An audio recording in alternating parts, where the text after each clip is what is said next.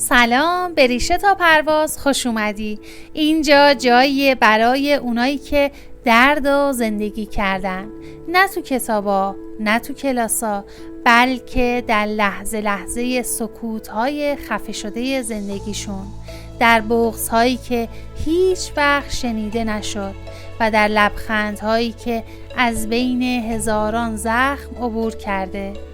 اگه فکر کردی که من کافی نیستم، اگه همیشه خودت با دیگران مقایسه کردی، اگه ساکت موندی چون باور داشتی صدات مهم نیست، اگه خشمگین شدی و بعد خودت برای اون خشم سرزنش کردی، اینجا جاییه برای تو.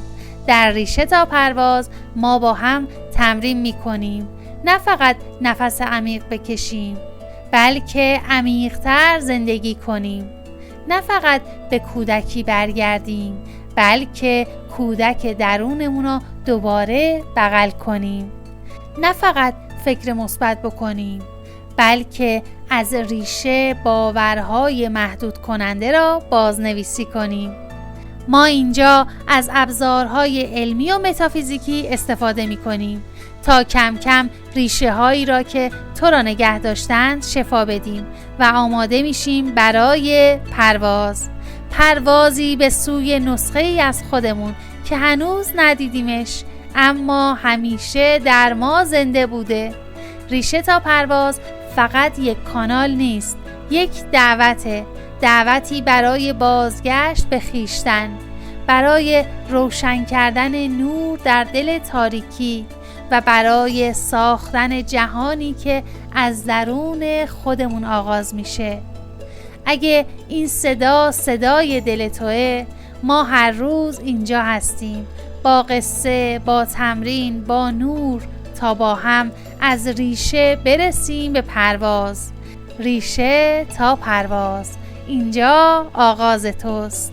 حالا اگه دوست داری چشماتو برای چند لحظه ببند، یه نفس عمیق بکش، آروم و بدون عجله.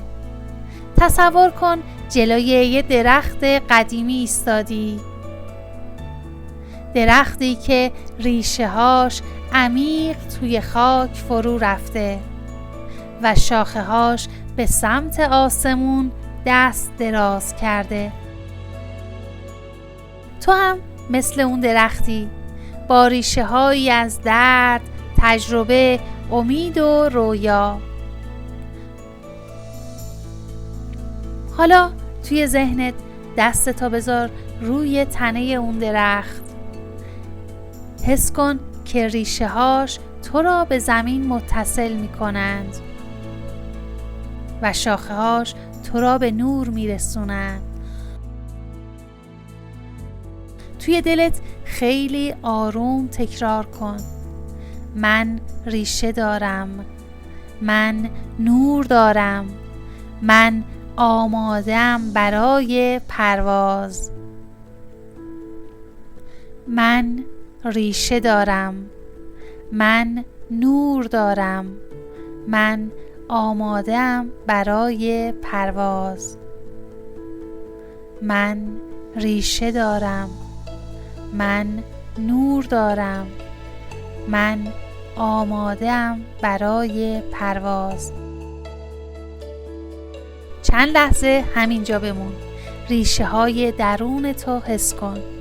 حس کن نور آروم آروم توی وجودت جاری شده.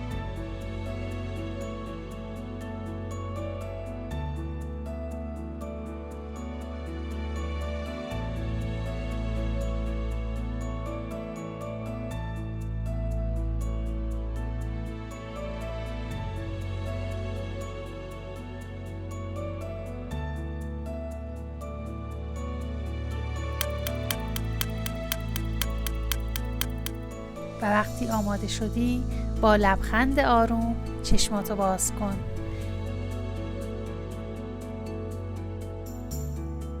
به ریشه تا پرواز خوش اومدی. این آغاز سفر توست.